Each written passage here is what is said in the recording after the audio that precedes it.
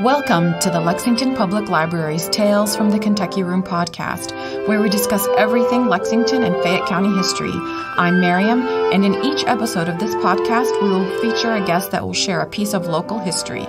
So thank you for tuning in and enjoy.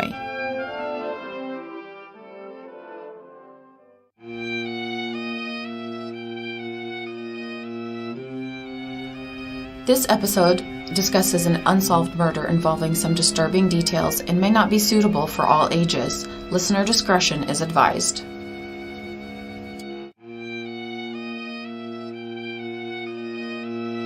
Good day, everybody. We're going to continue with the story of the murder of Betty Gail Brown with Wayne Johnson. This is part 2 of our podcast. Wayne, we had stopped last time when they found the body in front of Old Morrison.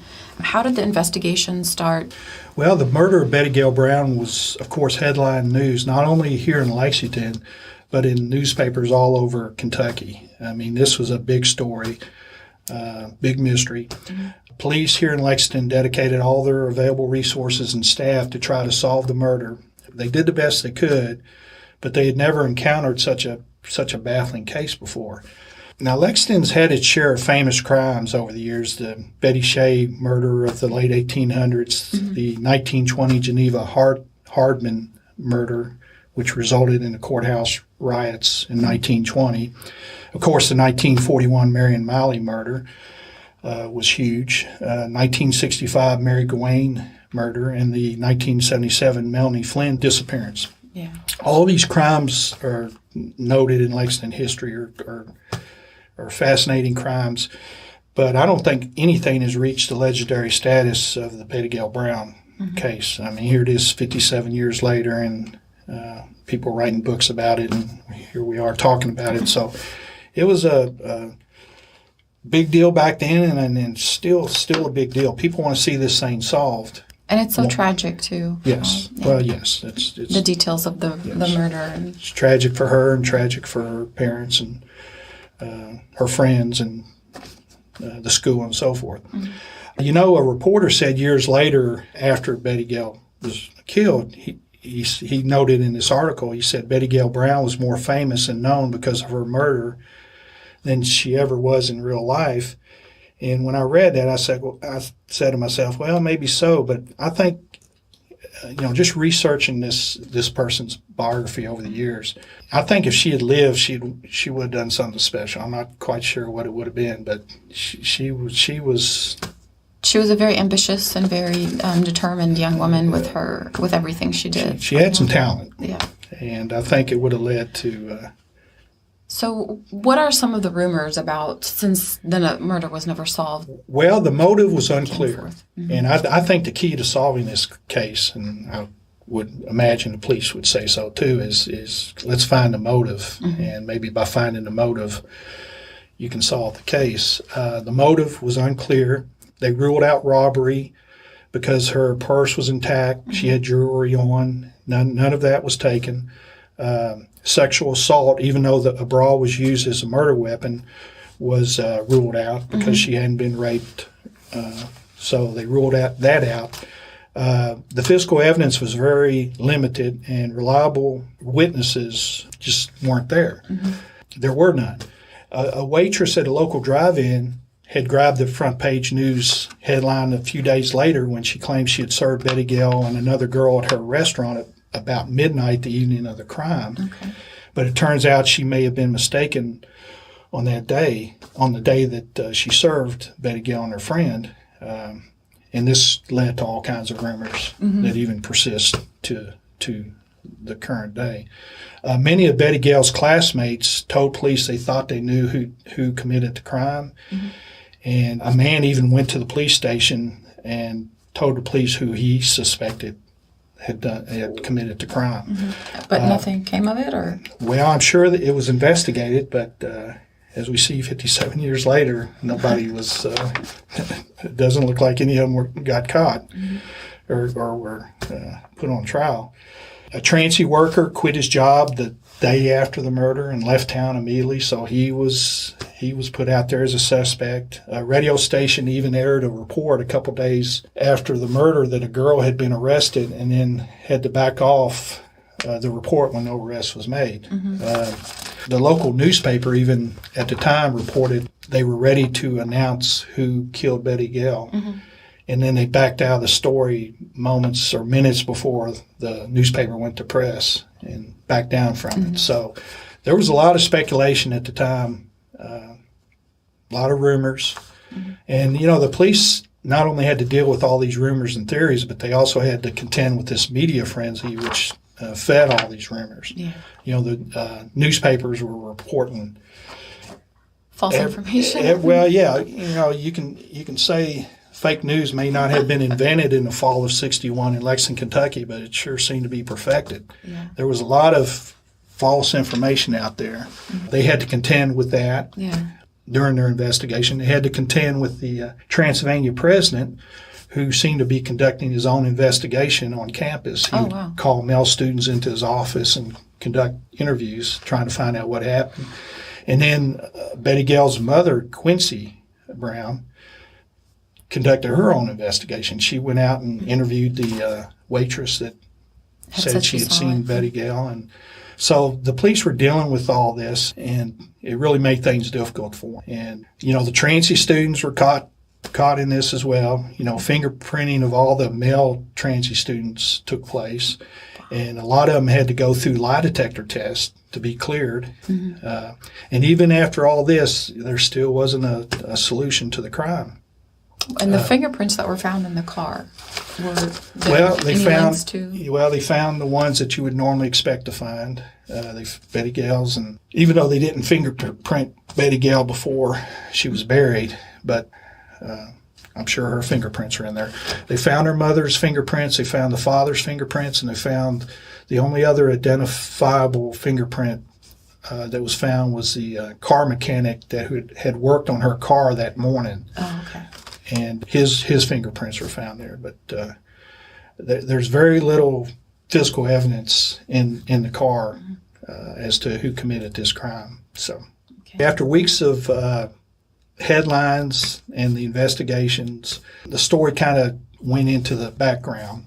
And occasionally over the next couple of years, a possible lead would be reported and the news would report it, but they always led to nothing. So Betty Gail faded away to the back of people's minds, but it always remained with the community.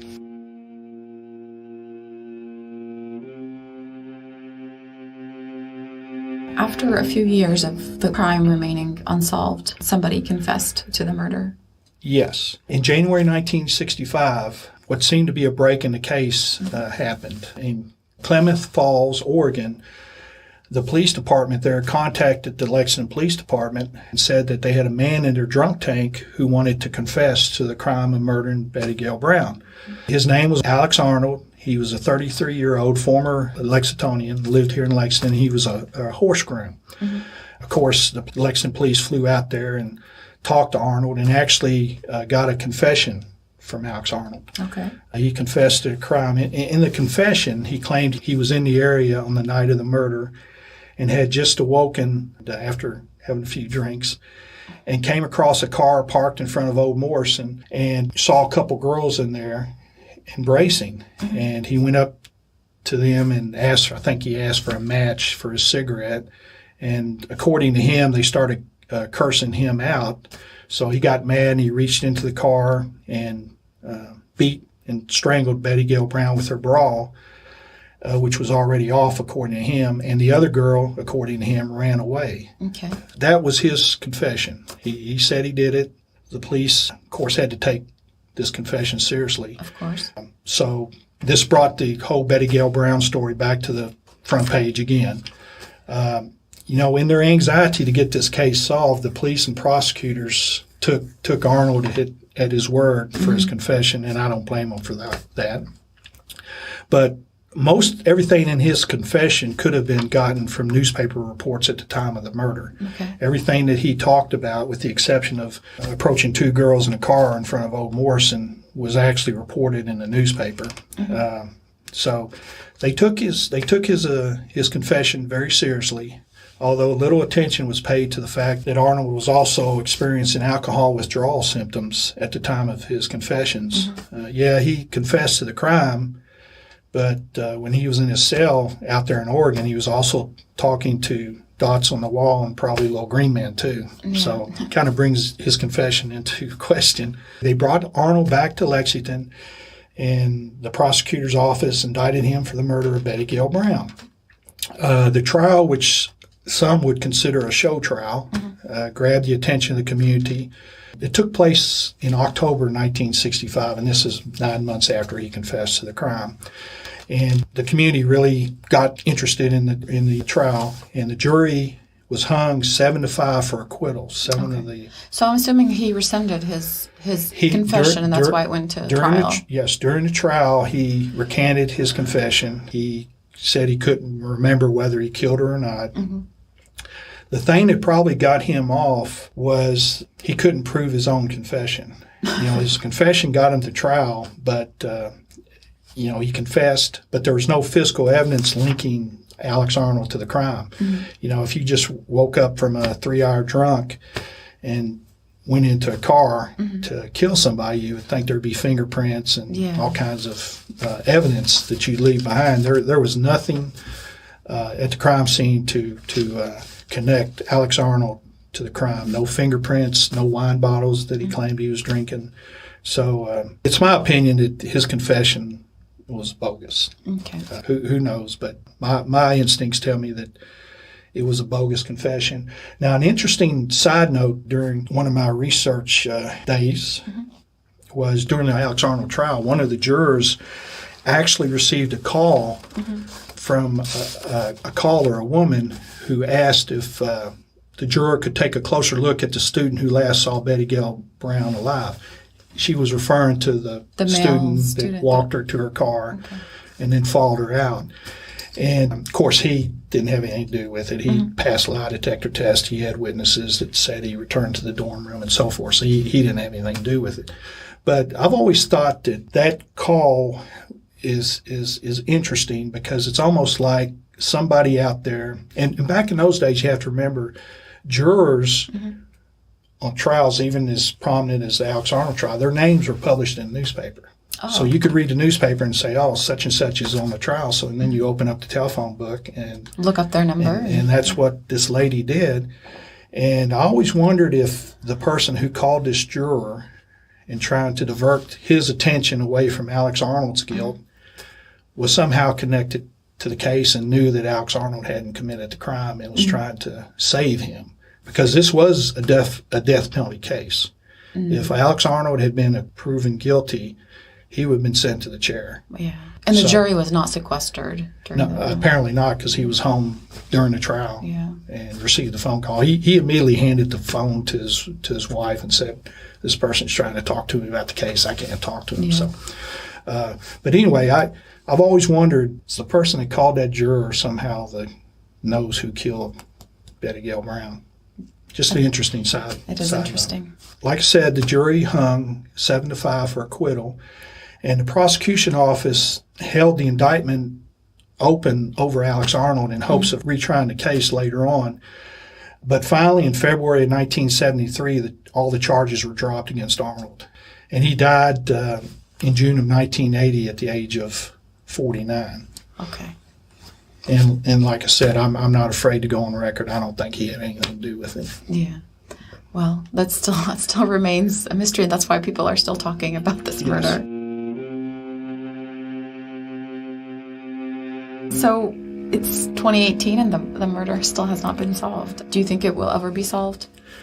Well, according to I think it's the Uniform Crime Report, the case is resolved. The fact that a person confessed to it and had a trial and the jury hung.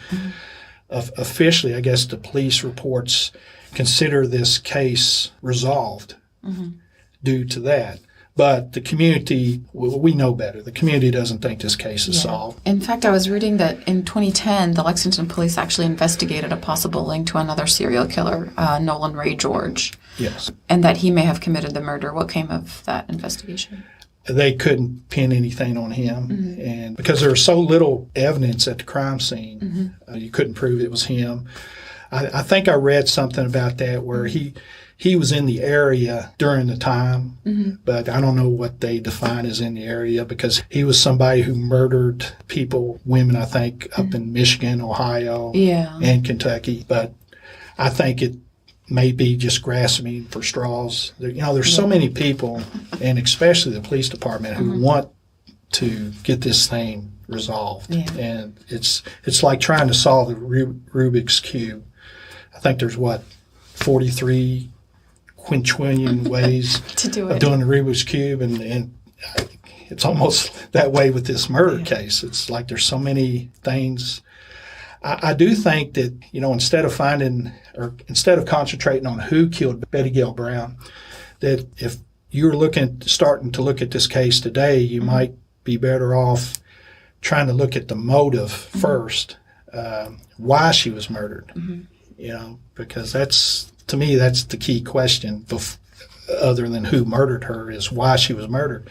I think if you can answer that question, you can possibly answer the who portion of it. Will it ever be resolved? I think Betty Gail Brown, she would be, 76 years old now? I think she still has, like I said, she was a very popular person. I think she still has a lot of friends around that maybe might have some pertinent information to solve the case, but are, for whatever reason, afraid to come out and say what they know. Maybe they don't want to damage somebody's reputation, or maybe they're just not quite sure. But maybe one of them will have a, quote, rosebud moment near the end and come out and say, well, this is the person that did it. Her father died in 1990, and her mom died, I think, in 2002. So both parents are gone. She didn't have any siblings? She was an only child, but she does still have friends around. And occasionally, when you're reading the newspaper reports, you'll see a friend quoted about, still searching and still hoping to find what happened. So I think there's still some people out there who may come forward at some point and just decide, hey, before I leave this earth, I want to clear this up. And I actually think that's the only, other than 100% provable confession from somebody, deathbed confession, I don't think this thing will ever be solved completely.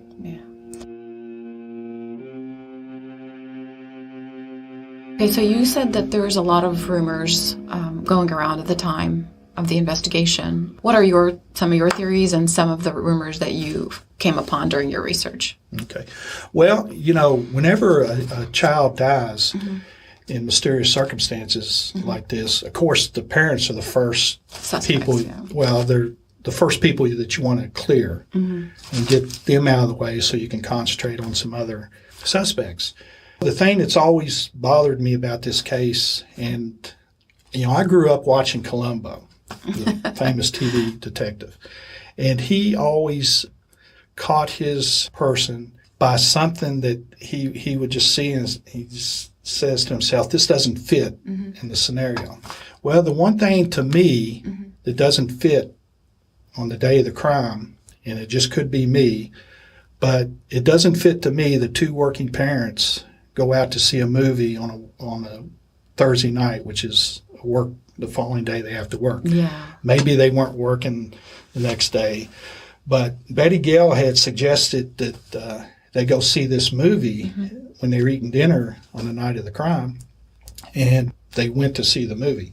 So I would be really interested, if I was investigating this case. I think first of all, logic tells me when Betty Gail Brown left Foyer Hall at midnight after a long day of study, classes and school and all that, and she had a major test the next morning at 8:30, and she jumps in her car and she's heading home. She is seen heading home. Logic, nothing else but logic, tells me she was heading home. I know all these rumors were that, well, she was seen at this restaurant, or she was seen with her boyfriend, all this stuff. Logic would tell you that she made it home, or she was heading home. So either she got home or she was stopped on the way home by somebody she knew.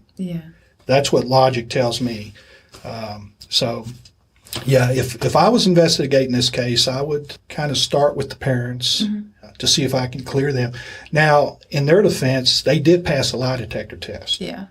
About 3 weeks later, they requested a lie detector test because rumors are all over. Rampant. And actually, an anonymous caller had called their home and accused Mrs. Brown of committing a murder. So they called the police and said, hey, this is what's going on. So, they were the subject of suspicions at the time. And like I said, I would be interested to see what movie they went to. And what time they came home? Yeah, they claim they got home about 10 o'clock. Okay. So, but it would be interesting to me, from my perspective, from the psychological motive part of this crime, I would be really interested to know what movie they saw. Yeah. And then take it from there. Interesting. And hopefully clear them. Did the mother say why she waited so long to wake up the dad? She went on 2 searches. Well, her searches were problematic for her as far as these rumors, because she did a lot of things, or didn't do a lot of things during her searches that people looked at and kind of wondered. Like, for an example, at 12:30 when she jumped in her car, she didn't wake up her husband. And, that's another kind of problem too, is that after the crime, they had reported to the police that Betty Gail had been receiving threatening phone calls after her photo appeared in the newspaper. Okay. Well, if I'm a parent, I'm not so sure I'd let my 19-year-old daughter out driving around after midnight if she'd been receiving threatening phone calls. Well, anyway, Mrs. Brown, instead of calling the dorm to find out if Betty Gail was still there, jumped in her car and started looking for her. Without calling first. Without calling first. And then when she got to the dorm, she didn't bother to knock on the door and find out whether she was still there or not. Maybe she thought, since she didn't see the car, that she wasn't there. But, she didn't wake up the dad. Another major problem is she didn't pull up to Old Morrison. Yeah. She claims she went up and down the streets, looking on side streets, looking in parking lots, and she looked everywhere, apparently, but the place that her daughter's car was found, which was in front of Old Morrison. And that's a big drive. I mean, you can't really miss it. Yes, it is. Yeah. And, speaking, you guys are parents, and you probably know this. If something happened to your child, all reason goes out the door. You may not think reasonably about what you should do. So, I got to think that maybe that's what was going on with Quincy Brown. But that her search and the reporting of her search really brought her into the forefront of suspicions with the community. And the rumors, of course. Yeah. Yes, and then Betty Gail's classmates, some of them apparently pointed toward her too. It actually got so bad for Mrs. Brown that her Home Crafters Club actually felt the need to write an editorial letter to the Herald Leader taking up for her, saying she'd never do anything like this, and she's a very loving person. So the rumors are out there. They've tried to figure this case out for 57 years, and I tell you, I've heard numerous names. I'll never mention them publicly, but I've heard names that astound me as somebody who said that, well, this person's the one that killed her. And I'm like, well. So there's all kinds of rumors and names that are thrown out there, and everybody's willing to say their opinion about who they think did it, but nobody knows. Nobody can say, well, why? I think that's the reason why this story remains so fascinating for people, and that's why the rumors are so rampant. Yeah. That's where I'd start the investigation, is concentrate on the why and concentrate on the thing. The one thing that seems most out of place to me is the movie attendance on a working night. Yeah. I love going to movies, but not on a work night. I can't ever remember going to a movie on a working night, unless I'm working on a Saturday and I go on a Friday night or something. Yeah. But that seems out of place. So that's the first thing I would look at. And then, like I said, hopefully you can clear the parents and then go on to the next suspect. Yeah. So.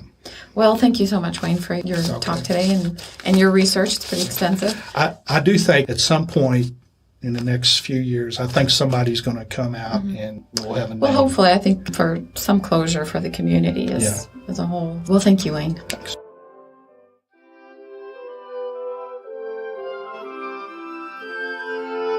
Thanks for listening to Tales from the Kentucky Room, a podcast brought to you by the Central Library's Kentucky Room staff at the Lexington Public Library.